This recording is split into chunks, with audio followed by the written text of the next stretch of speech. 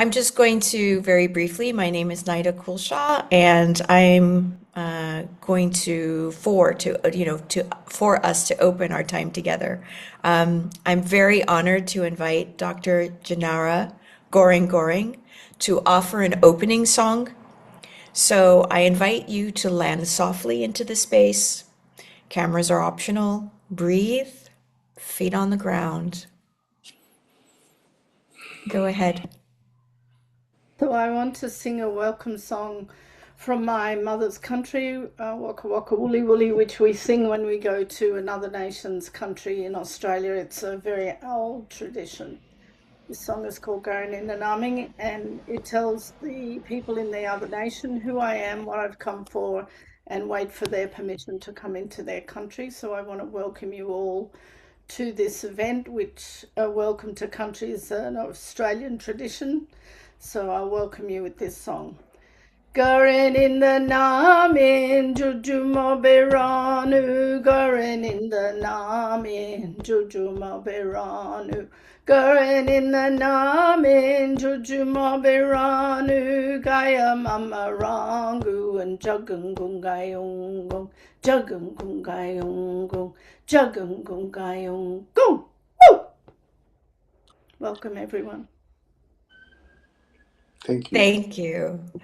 Thank you, Tjanara. And I pass it to you, Konstantin.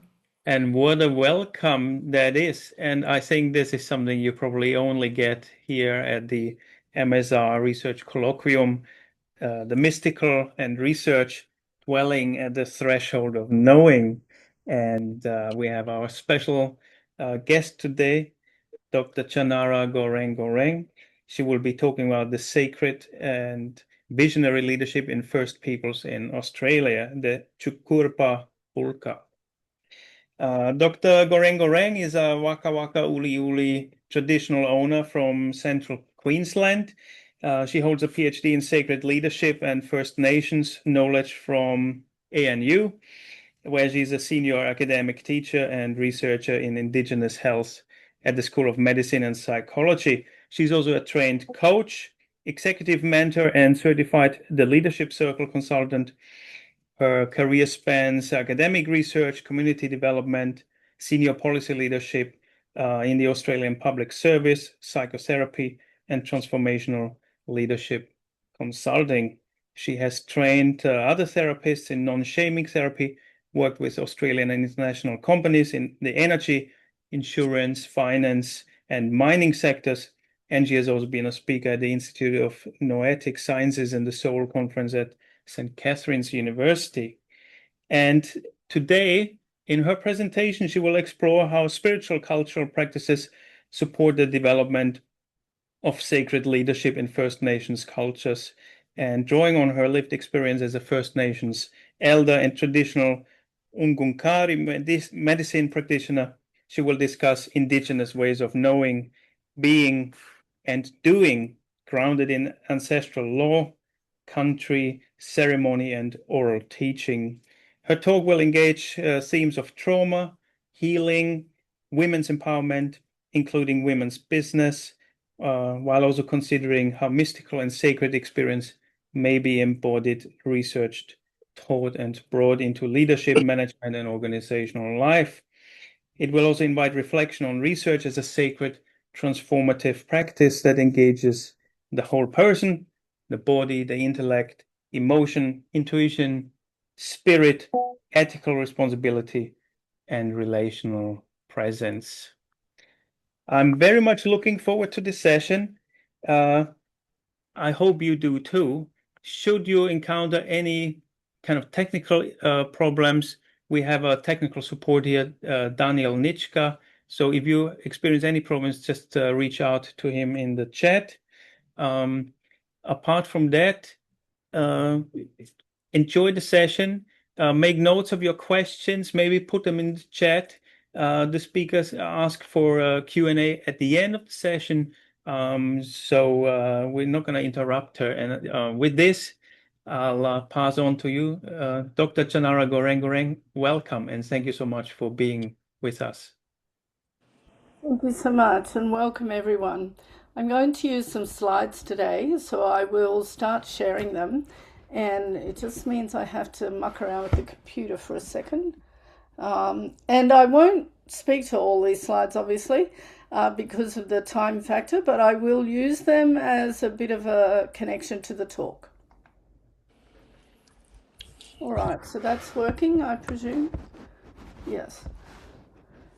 So this is obviously a depiction of our most sacred place in Central Australia, and we believe it's the centre of our songline Tjukurpa, the womb of the woman that created our Tjukurpa, the dreaming, many thousands of years ago, and gave birth to all the souls, Kurumpa, that came to Australia as Aboriginal people, is embodied in the myth and the mystical connection to this place. So Uluru has both men and women's business significance to our lives, and it's where I did my PhD research with my culturally adopted family who live on the eastern side of this rock. It's also near a big 5-star resort because it's in the middle of a national park in Australia. So it's a very sacred place to everybody because everybody's clan songlines connect to Uluru, and it's also considered a bit of a vortex to the other world. Certainly people have had an experience of that. So I ask us all to consider our own ancestral beings, our own souls, and bring them to presence in this talk while I speak, because it is really based on the spiritual and mystical part of our lives. In Aboriginal culture, we teach children a practice as young people because we speak to each other in silence and use telepathy. So children are trained from a very young age how to do what we call the diri, which is deep listening. So I want you just to watch this video for a couple of minutes of one of our elders talking about what deep listening is on her country.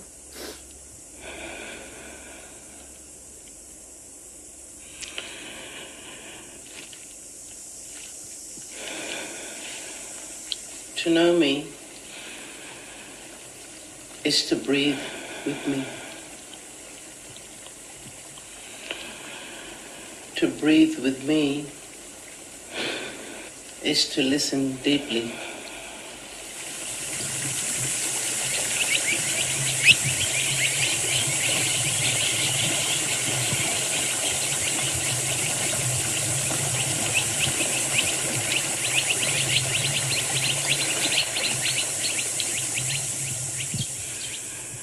To listen deeply is to connect.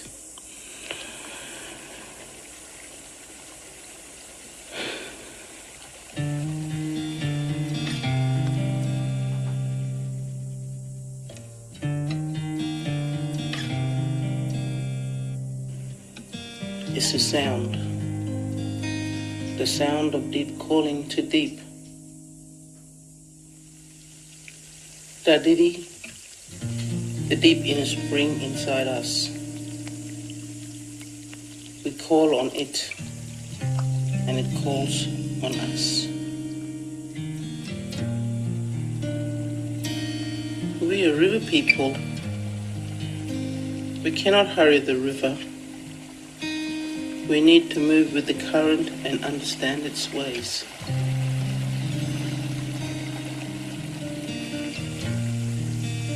We wait for the rain to fill our rivers and water our thirsty earth.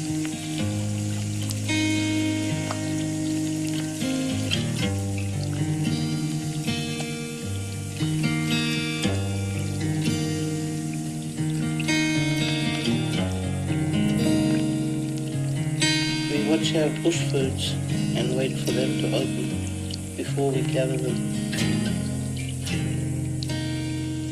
We wait for our young people as they grow.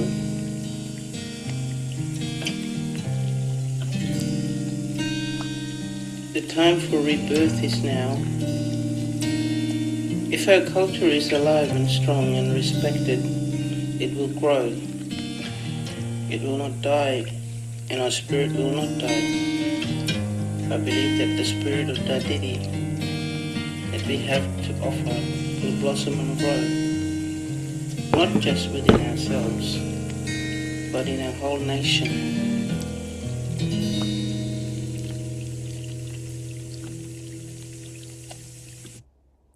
So the reason I show you that is because for Aboriginal people, we believe that we are spirit beings before we are human form, and that all our lives are sacred, and that we are sacred beings, and therefore everything we do and say, our law, our culture, our society, comes from a spiritual place. But when I talk about sacred leadership, which was the point of my research, it's based on sacred leadership theory, which was developed by Professor Robert Keegan of Harvard. And I looked at it because I saw the traits of sacred leadership in my elders, and I wanted to see if we had a system of development that was like he proposed in sacred leadership theory. So sacred leadership is about thinking about everything to the highest level of thinking, being, and knowing, and that I incorporate the spiritual, the emotional intelligence, cultural, environmental issues in every decision I make as a person, as a leader of an agency or a corporation or organisation. And it's based in my own individual spiritual practice and knowing what my purpose is in the world. So it comes from a very deep inner place. So I'll just briefly go over some of Keegan's work to show you why I studied this and what I studied. So the old man in the right-hand corner at the bottom is Kumar Randall, who has passed away, but he was a senior traditional owner of Uluru, the Big Red Rock, and my grandfather in culturally adopted law. So Robert Keegan said that there are these people in the world who become extraordinary because of something that happened in their lives, where they suddenly become people who are visionary and develop a consciousness that is at a higher level. So they're thinking about all things on the planet besides people, systems, how these things integrate, so that when decisions are made, we're considering everything. So he considered people such as those you see in these pictures as sacred leaders. And when I started to look at this as a transformational leadership coach, I thought that Kumar Randall and some of his other elders who lived with him were people that were the embodiment of sacred leadership because people transformed in their presence. So they had an ability to be the embodiment of something extraordinary spiritual. Kumar Randall took care of a law that we call the Kanyini principle here in Australia, which is to maintain harmony with everything. So we begin by teaching our children at a very young age to have harmony with their own self, their consciousness, their feelings, their way of being, and we train them and teach them to be like that so that they can become the elders of the future. So being the embodiment of having that harmony with yourself and everything around you in your environment, and alongside the idea of unconditional love, which is part of the Kanyini principle, is a very sacred way of being. And he was, in fact, by the time he passed away in his 90s, the embodiment of that practice. And so I too carry this practice of living in Kanyini. So we start with the idea that we are all sacred beings. We believe that it's innate to our human experience to be spiritual beings, and that our resting consciousness is to be at peace. And that we use our emotional and spiritual, cultural, environmental intelligence to be able to create a world where that is in fact the case. But at first I also have to practice that myself as an individual, and that in doing that I can then bring that into practice of doing in action in the world. But Keegan talked about Western leadership and sacred leadership. When he did his research, he said that 8% of the business leaders that he investigated were leaders that had a sacred level of thinking, and that really only 1% of people in the world develop their way of being and thinking to the highest level. And the highest level is the opposite of the lowest level, which is egocentric. And most of us are in the middle at the socialized level, meaning we're into class and status, and our income, where we live, how much money we make, our position in society is what we consider our leadership identity. And so people talk about where do you work, how much do you make, what do you drive, where do you live, etc., etc. Whereas people with a sacred consciousness, these things are of no import really. It's about how my decisions affect the planet and everything around me. So, this is what Keegan suggested. So when I looked at this, I thought, many of the leaders that I've learnt my culture from were sacred leaders, and they enabled me to live in two worlds, so that I could live in the colonised Western world of Australia, but maintain the independence of my own cultural, spiritual traditions. And even though being colonised and forced, to Christianity and democracy and all sorts of other things, I still maintained this separate way of thinking and being, which was my cultural independence. And so I saw the sacredness of humility and being able to resolve conflict and create unity. These are the qualities of elders in our culture. And so these are spiritual qualities based on values and purpose. And so the highest level of thinking and being in Keegan's leadership theory are things like this. We're visionary people who think about the planet. We're interested in creating a future that enables the next generations to follow and benefit from it. We focus on the whole, not just a part. So we're cognizant of, if you introduce a beetle into an ecosystem somewhere, you consider everything that's going to be impacted by that. And you don't just think of the immediate gain right in front of your face. And you don't work from ego and greed. So sacredness is about being able to do these things. And it's about my consciousness. So it's based on emotional intelligence. And people can rise to a level of sacred leadership consciousness because they do the inner work that requires transformation. So how do we do it in our culture? So in our culture, we have foundational laws that are the basis of the way in which we teach our children to grow up and live. And in fact, everything in all our systems is about enabling this law to become something we practice and live. And we have the consciousness that all the people we live with are also sacred beings. So they have their place in the world. And we maintain this idea of trying to keep harmony between all our relationships with each other, with the self and with the earth. To do this, we have a system of laws that enable us. And the three main ones are these ones I'm going to share with you. And this is how it all comes together. We think about the higher being, the creator being, whatever you call it to be, and we have a relationship with it because it's in the other dimension, what we call the Tjukurpa, the dreaming. And then our own spirit self has a relationship with that being, which we call Bayami. And then we have our own human relationships with our Walcher family on Nura, the land on the earth. And the earth is Nunjanatia, my mother. So I have a sacred relationship with my mother who born me through the earth from the Tjukurpa. So all of these working together means we're caring for all of these dimensions as well as each other. So this is the basis of our sacred spiritual law and our way of being.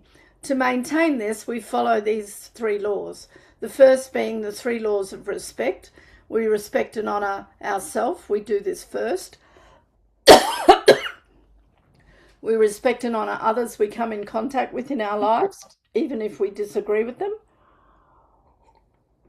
or have conflict. We understand their innate sacred right to be in existence, and we're not interested in trying to destroy them. We respect and honour Nunjanatia, the earth, because it is the place that gives us everything we need to survive as humans. Excuse me, I've had a cold this week. The law of Kanyini is a principle of a way of action. We care for all living things. We see ourselves as being in service to all. Our thoughts, words and actions have to be aligned and congruent. And we take care of law, family, culture, country. And the idea is to maintain harmony with all those things. So I first have to deal with my own self. I have to know myself, my feelings and my way of being in order to be out in the world with everything else. This is followed by the idea of sharing and caring, napaji, that we share and care in all the resources of the earth, of each other and our relationships. And it's about giving and receiving. It's a subtle law, so we don't talk about it, we just kind of do it. And it's a law of reciprocity, equal action, equal reaction. these laws, all of these laws then are impacted by how we act on land with our family and in our spiritual relationship with the Tjukurpa. And it's how we then are able to live in harmony with the earth and all things around us. So how do people in my clans, and here are some photos of them, know how to do this? So for thousands of years, and we're known as the oldest living culture on the earth, for thousands of years, Aboriginal people developed the understanding of psychology, humanity, humanistic way of being, social, emotional, and educational development that would produce the highest level of spiritual thinkers.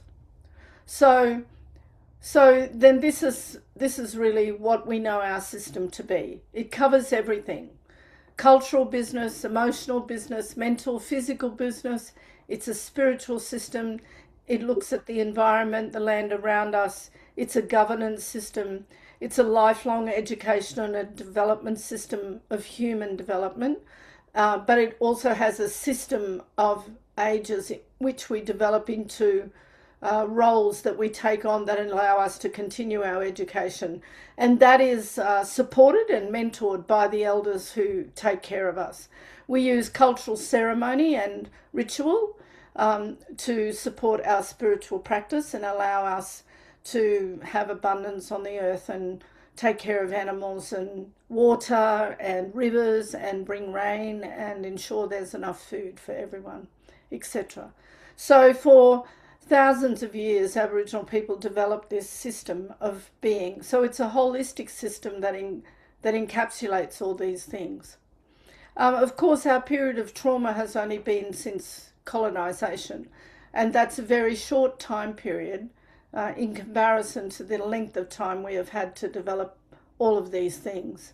So the three main things about it is that my own soul, my own spirit, is living a human life because of the relationships that I'm meant to have with myself, with other people and the land, and that I have a sacred business which enables me to do that in my human life.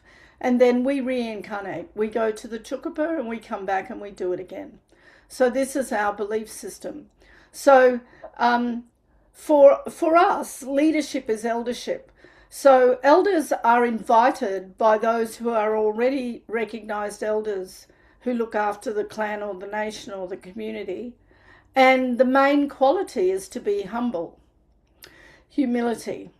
You have to have the ability to resolve conflict between other people or other groups, to create unity and cooperation, and you are the embodiment of these spiritual laws in action, kanini, napaji, etc.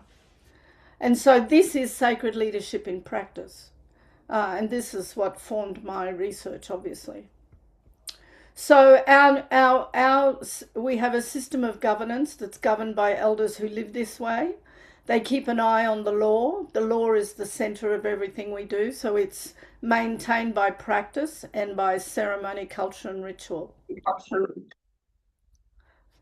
We consider that elders are people who have developed great wisdom through the actions of their life.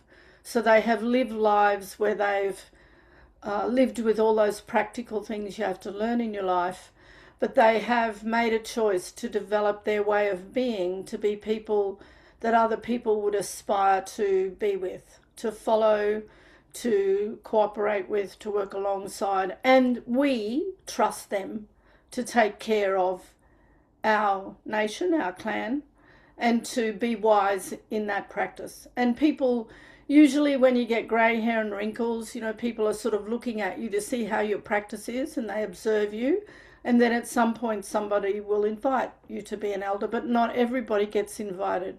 It's these people that show these qualities, and people trust that they are capable of governing the law, and they have a relationship that's deeply spiritual with themselves, with each other, and their way of being is obvious in that way in the world. So it's a process of lifelong learning. It's an educational system that's been developed by creating a society where everybody goes through sort of ages of lifelong learning. From being a child, you don't become an adult until puberty. Boys go off to men, girls go off to women, and all the children grow up with women before then. So in our clans and our culture, we had no abuse of children because women and grandmothers always took care of children. And there is no oral stories or histories to talk about that ever happening in our clans.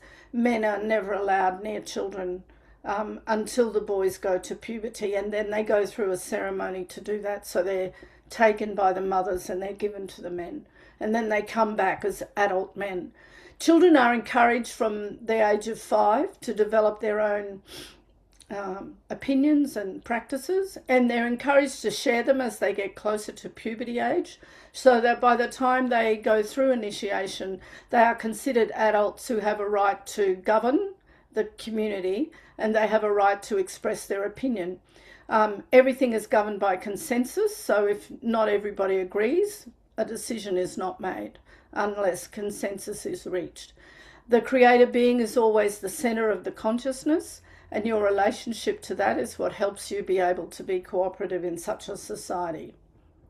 So all of these things are very important. So when we think about being out in the white world, we're in workplaces, we're in communities, we're in politics, and we have to practice living in these two worlds where there's a completely different sense in the Western world of that.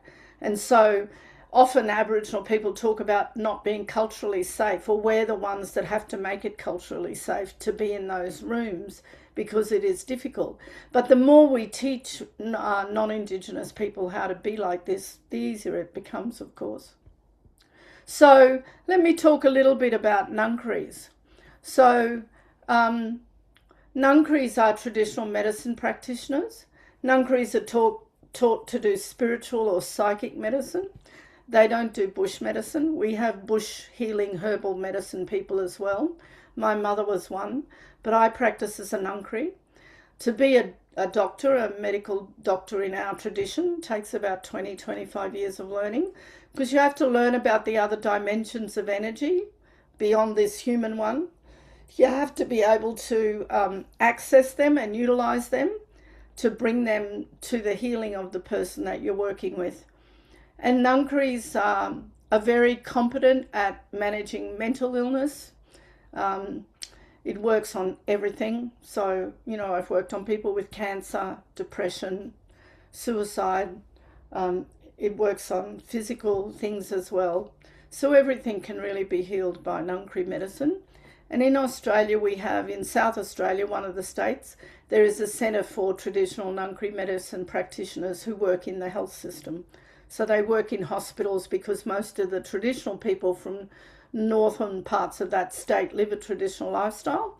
So they come to the capital city, to the hospital, which is the major hospital in the state, and they like to see their traditional medicine doctors. So it's a practice now where most medical schools teach, don't share, they talk about ngungkari traditional medicine and they share it, but they obviously don't teach it, but they share it so that people can understand what it means.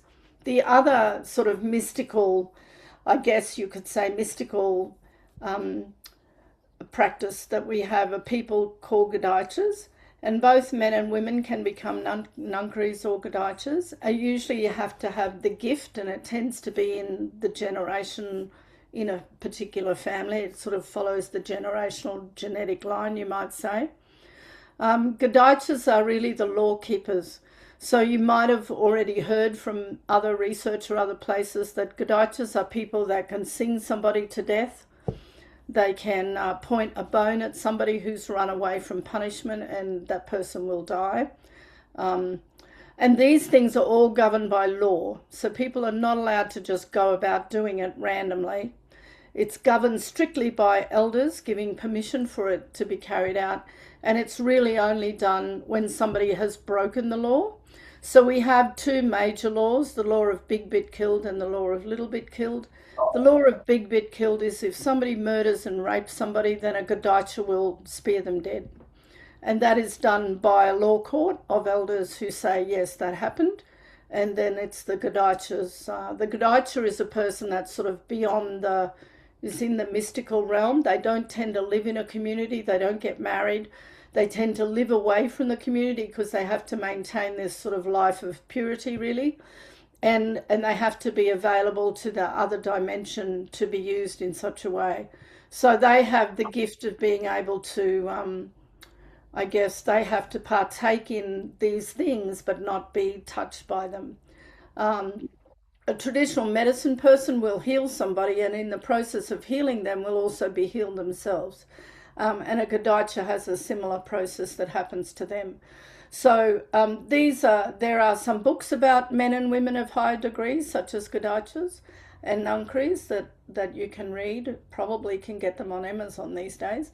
But it's definitely a very high spiritual practice, and it takes 20 to 30 years for somebody to be able to practice this. And usually ngungkaris and Gadaichas are much older people. But somebody can have the gift and have it nurtured, and they will be nurtured by other people who are already in that realm practicing in that way.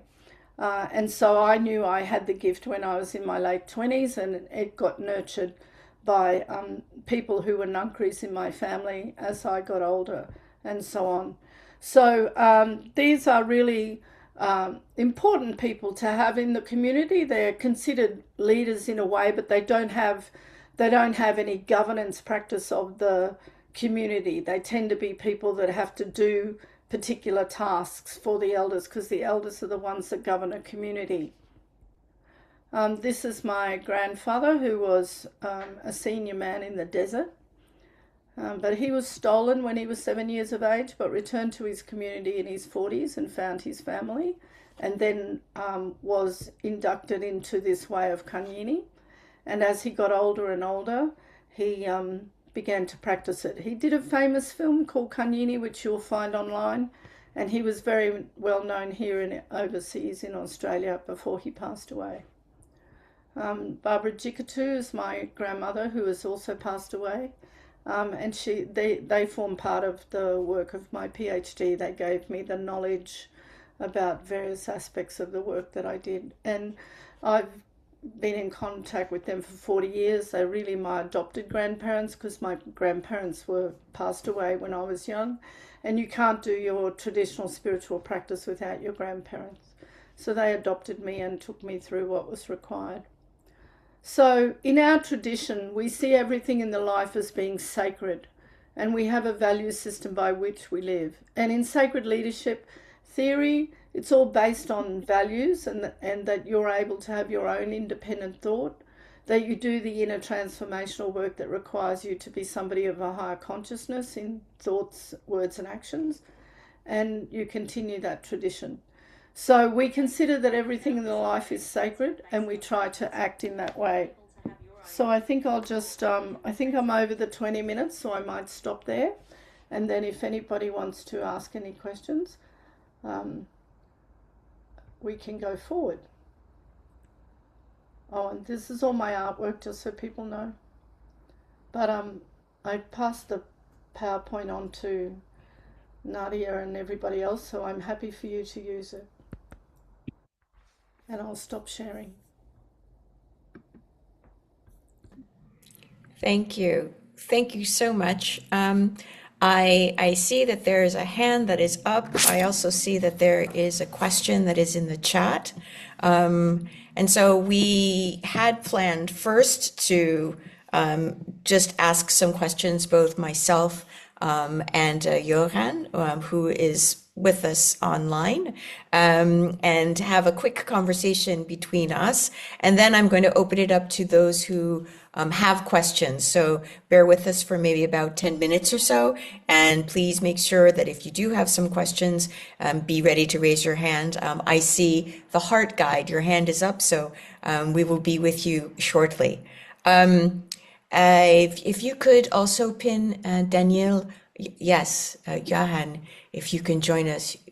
Are you there? Yes, I think you're there. I'm here with you. Yeah, I'm just okay. playing. Yeah. I have a first question, and it was about eldership that you mentioned.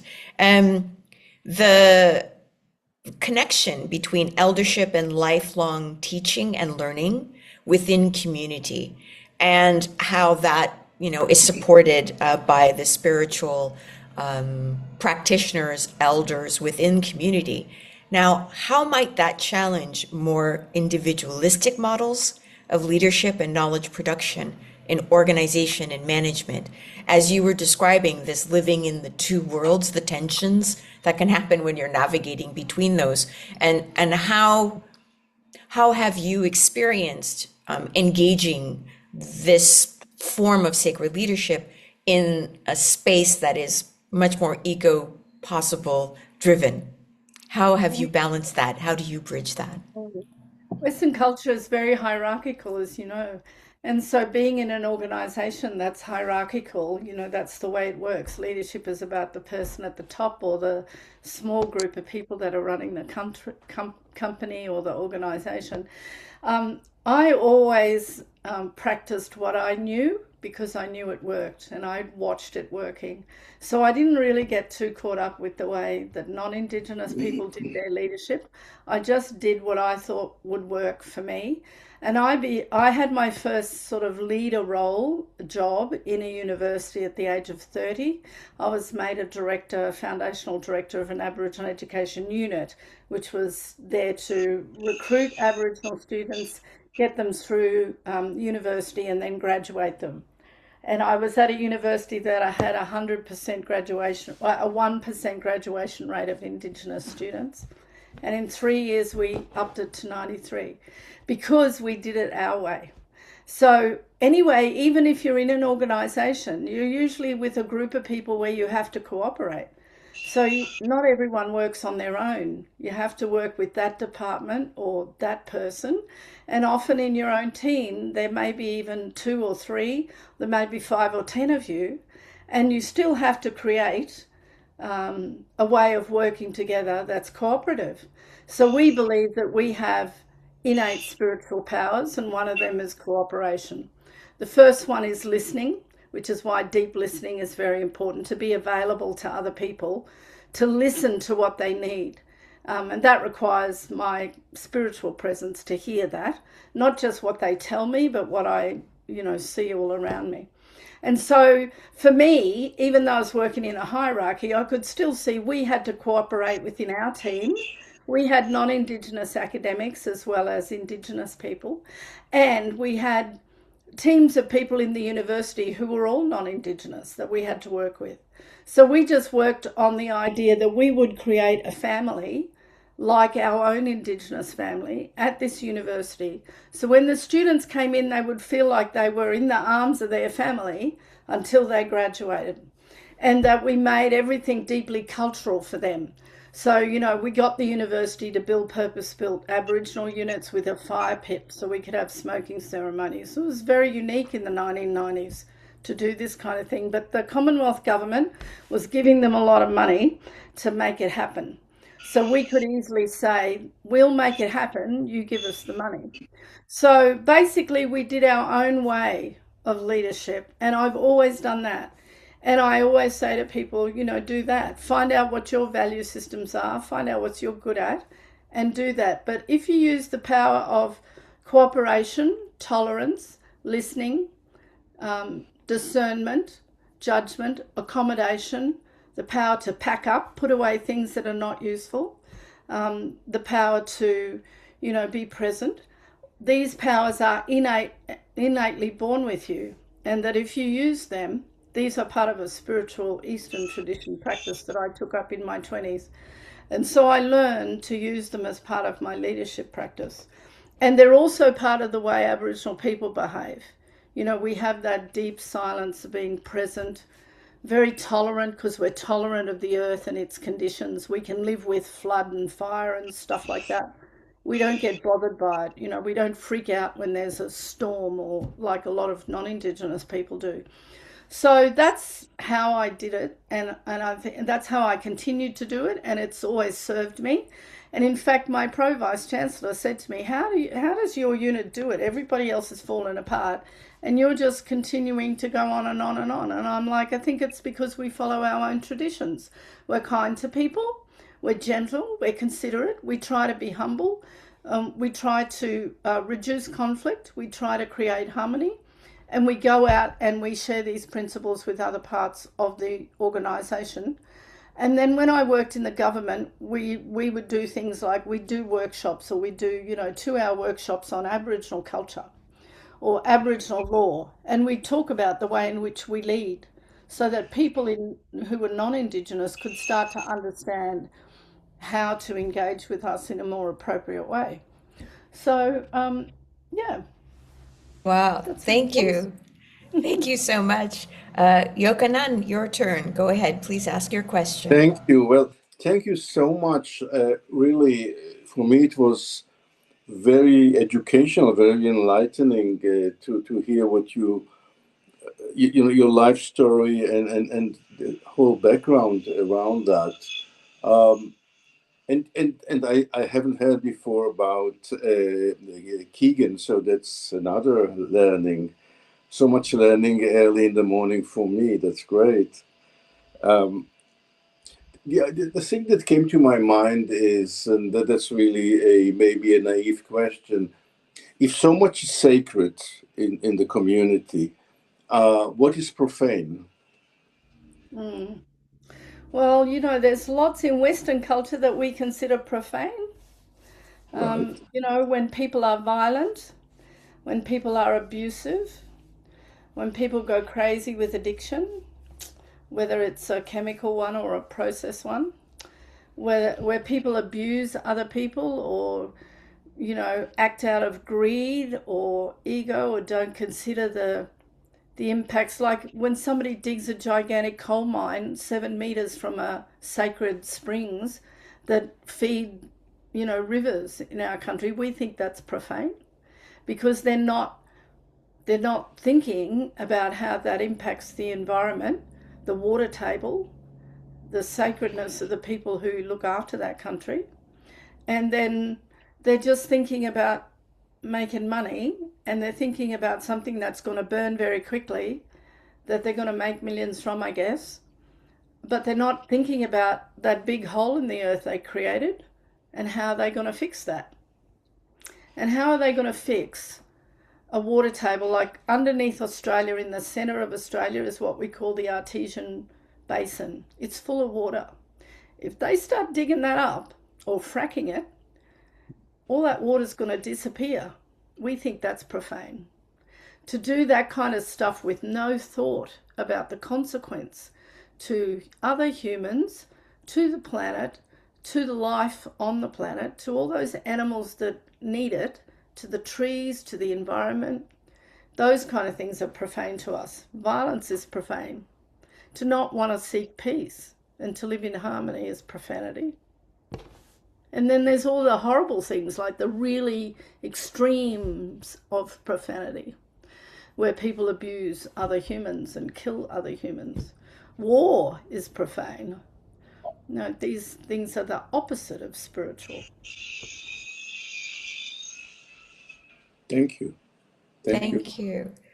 Thank you so much. And Konstantin, I was going to hand it over to you to facilitate the larger conversation with everyone Yes, who's joined us.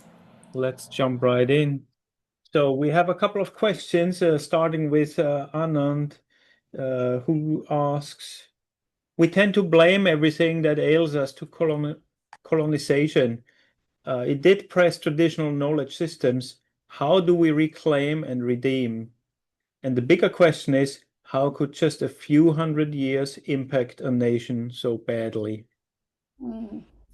So part of my research was to look at eldership prior to colonisation and then post-colonisation, and see what changed, and also see what would happen if leaders in their 50s and 60s who had grown up, say, on a mission, on a reserve, or had been stolen and therefore didn't grow up with culture, if they returned and made a connection with a nation that taught them culture, maybe it wasn't their own land or their own nation, but a different one, what would happen? Could they reclaim that culture and knowledge, and could they use it and move forward with it? And I discovered that yes, that was true.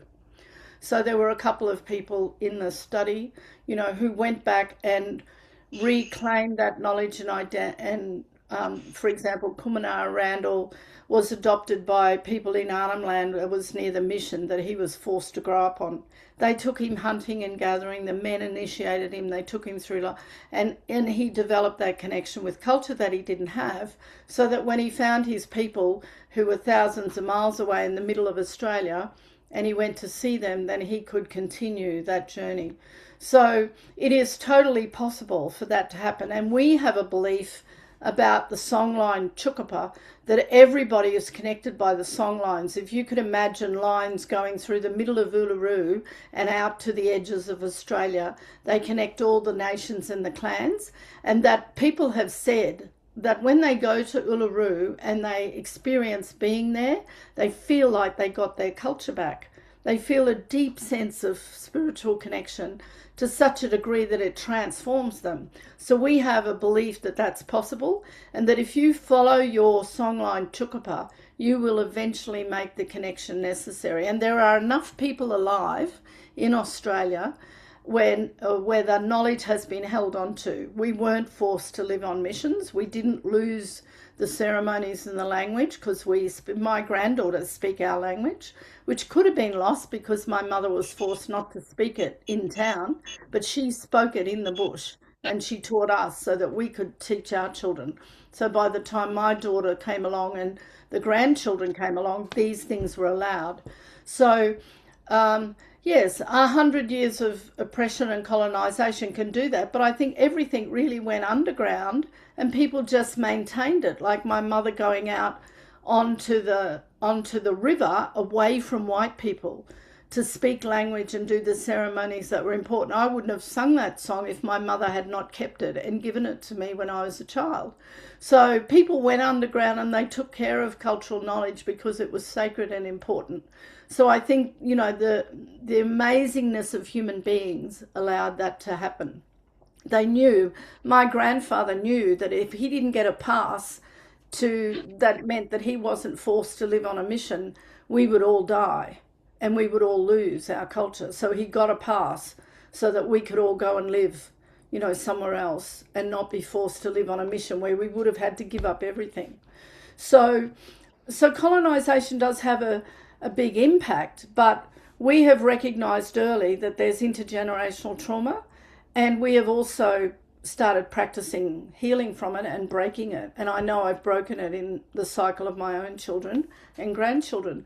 So they're not suffering from it. The grandchildren are not suffering from it at all. So we've broken it in one cycle. You know, my daughter did suffer from it, but she has learned as a result of being able to do, you know, using Western psychiatry and psychology to heal what she needed to heal. I did the same.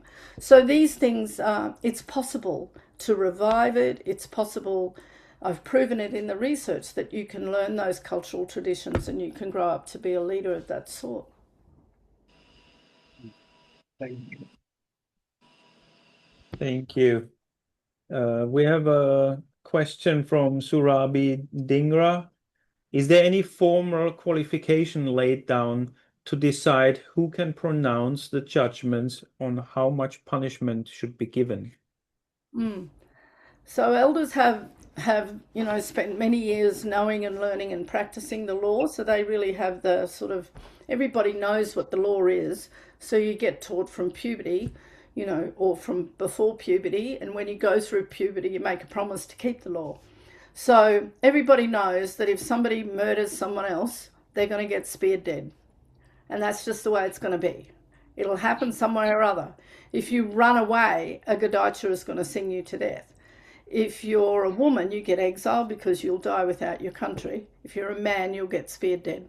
Most people in Australia, most Aboriginal people, even if they go to jail for murder, they will go back to their community for traditional punishment where those traditions are alive and lived, because it's spiritual and it's more important to them to leave their life having dealt with that than to have to carry it into the next life. So the laws are very clear. Murder and rape are just big bit killed, that's it. There's nothing else that gets big bit killed. That's just the way it is. they don't change. It's not like Western law with precedents and changes. Little bit killed is a different thing.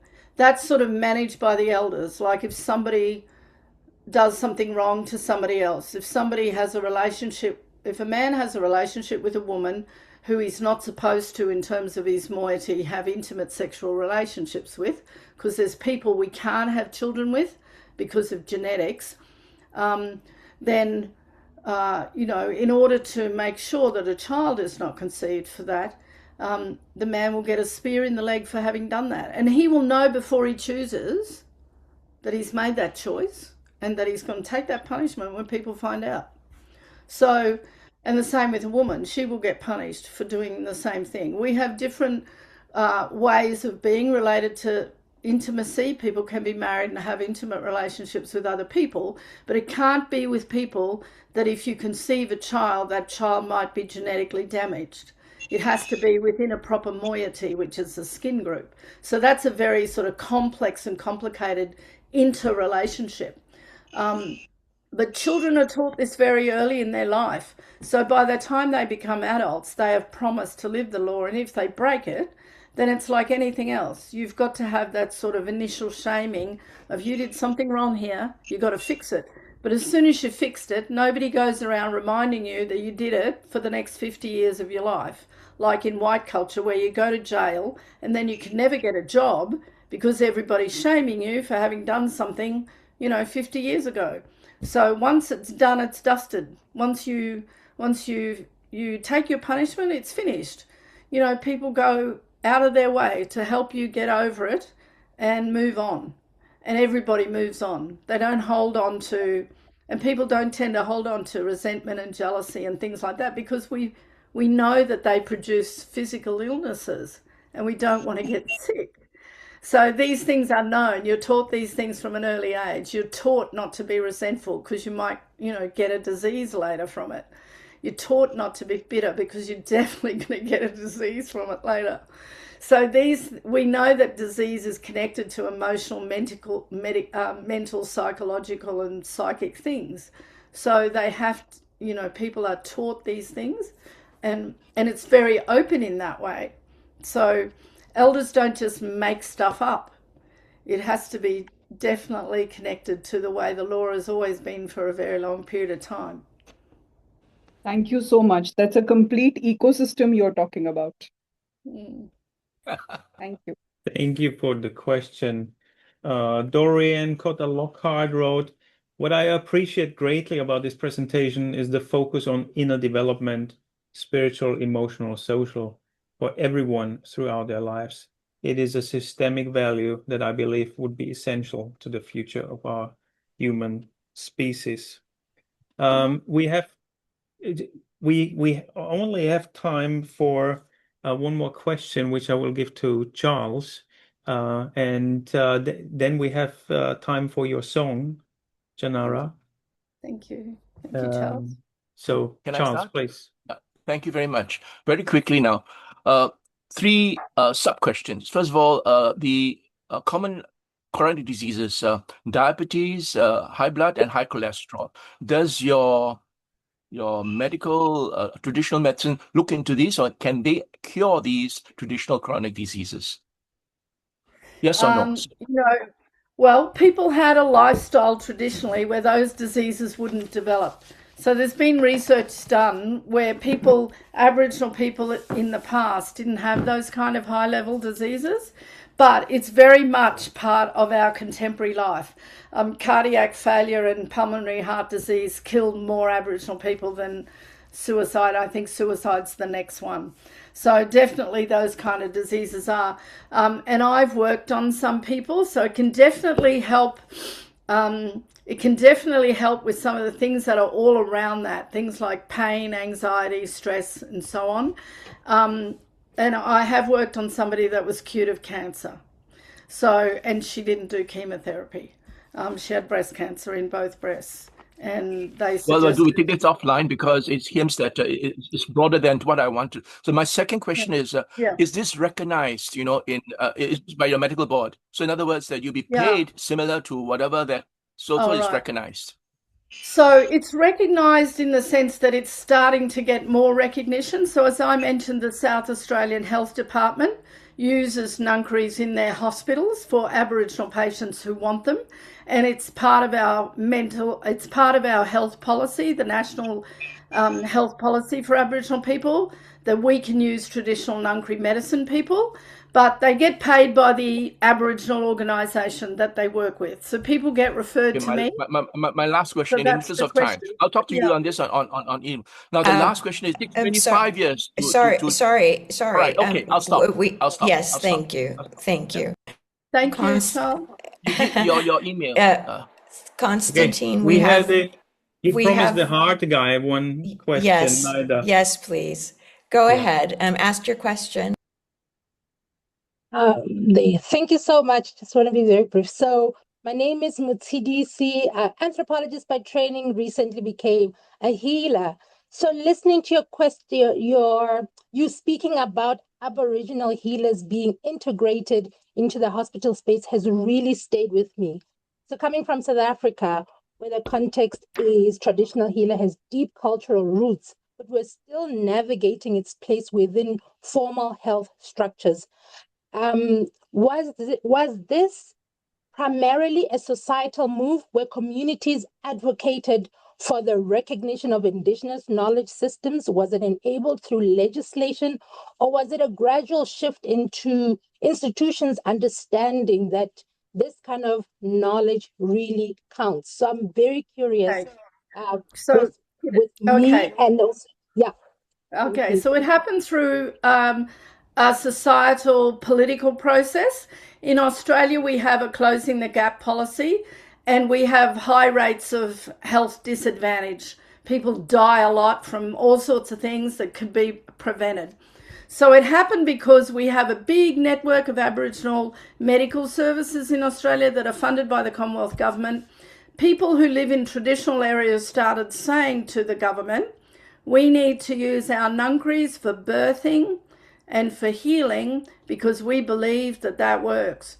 So the government started to say, okay, you can use it in conjunction with medical practice where medical practitioners allow it to happen. So only one state government out of 8 has decided to do it as policy practice. It's not legislated anywhere. But it was definitely pressure from Aboriginal health practitioners, doctors, and also from Aboriginal community-funded Aboriginal health services that we use ngungkari traditional medicine. It still has a long way to go because it's not legislated, it's not regulated, it's not, people aren't trained or regulated like doctors, but we do teach about it in medical schools. And a lot of it is now used, traditional bush medicine is used with white people in practice. Eucalyptus leaves, these kind of things. So it's something that will continue, I think, and continue to go on. We don't want it to be regulated or legislated. It's better that it be a policy and practice that people allow to happen. So it happens within the regulation of a health department in a state. Thank you. Thank you so much. And thank you for the question. Konstantin, go ahead and close us Tjanara, out. while you take a moment to clear your throat so we can hear your beautiful singing to the end, I will make my final announcements. I thank the participants for your participation and interesting questions. Our flamekeeper, Yochanan Altman, for being here with us, my co-host, Naida, Culshaw, our tech support, Daniel Nishka, and you can see in the chat our next sessions, Ekaterina Tsuravleva Todarello, the researcher's inner journey, self-engraced knowing. Then a very interesting session, Dreams and the Alchemy of Transformation, Melinda Powell, a quiet session. And then how to write about all this, you can see Yochanan and myself again on how to publish this in JMSR. With this, a big thank you to everyone. And Tjanara, you can lead us in a farewell. Thank you. So this song is a sacred medicine song. So I'd like you to close your eyes when I sing it, because it's very old and ancient. We don't know where it was created, but it was created by women in our clan thousands of years ago. We sing it to bring rain and water, because these things are healing for the planet and for ourselves. We need water to survive. And so I want to share it with you, and thank you all for coming. It's been an honor. Please allow people to have access to the PowerPoint if you want to. I'm quite happy for that to happen. And people can get me via my email if they want to follow up. So this song, please close your eyes because it's a sacred song, and I'll sing it for you. Kapina kinchuanu kun peyuna unula niluma kuna tanana kapu nulaye.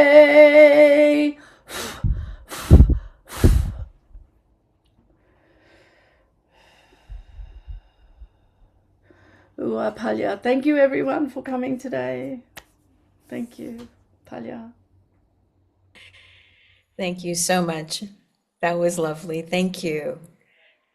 Wonderful to see everyone online. Have a good rest of your day, evening, morning, and journey through this fabulous colloquium. Bye-bye, everyone.